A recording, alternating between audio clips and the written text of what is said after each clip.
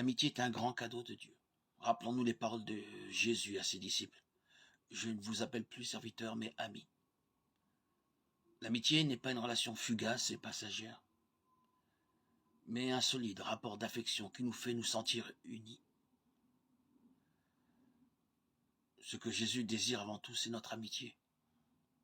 Il est essentiel de discerner et de découvrir cela. C'est le discernement fondamental. Dans le dialogue du Seigneur ressuscité avec son ami Simon-Pierre, la grande question était: Simon, fils de Jean, m'aimes-tu? Jean 21,16. Me veux-tu comme ami? La mission que Pierre reçoit de prendre soin de ses brebis et de ses agneaux seront toujours en lien avec cet amour gratuit, avec cet amour d'amitié. Lorsque Jésus demande à Simon, fils de Jean, de l'aimer, il sous-entend cette amitié. Me veux-tu comme un ami? Bien que tu vives et fasses des expériences, tu ne parviendras pas à la pleine jeunesse. Tu ne connaîtras pas la véritable plénitude si tu ne rencontres pas chaque jour le grand ami, si tu ne vis pas dans l'amitié de Jésus. L'amitié est un cadeau de la vie, un don de Dieu. Le Seigneur nous polit et nous fait mûrir à travers les amis. En même temps, les amis fidèles qui sont à nos côtés dans les moments difficiles sont un reflet de la tendresse du Seigneur, de son réconfort et de son aimable présence. Avoir des amis nous apprend à nous ouvrir, à prendre soin des autres, à les comprendre, à sortir de notre confort et de l'isolement, à partager la vie. C'est pourquoi un ami fidèle n'a pas de prix. L'amitié n'est pas une relation fugitive ou passagère, mais stable, solide, fidèle, qui mûrit avec le temps.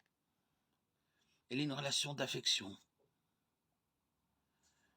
qui nous fait nous sentir unis. Et en même temps, elle est un amour généreux qui nous porte à chercher le bien de l'ami.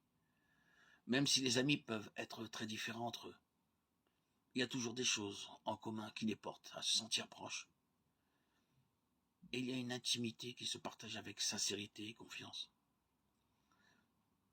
L'amitié est si importante que Jésus se présente comme un ami. Par la grâce qu'il nous donne, nous sommes élevés de telle sorte que nous sommes réellement ses amis. Nous pouvons l'aimer du même amour qu'il répand en nous, étendant son amour aux autres, dans l'espérance qu'eux aussi trouveront leur place dans la communauté d'amitié fondée par Jésus-Christ. Et même s'il est déjà pleinement heureux, ressuscité, il est possible d'être généreux envers lui en l'aidant à construire son royaume en ce monde, en étant ses instruments pour porter son message et sa lumière, et surtout son amour aux autres. Les disciples ont entendu l'appel de Jésus à l'amitié avec lui. C'est une invitation qui ne les a pas forcés, mais qui a été proposée délicatement à leur liberté. Il leur dit: venez et voyez. Et ils vinrent donc et virent où il demeurait, et ils demeurèrent auprès de lui ce jour-là. Après cette rencontre intime et inespérée, ils ont tout laissé, ils ont été avec lui.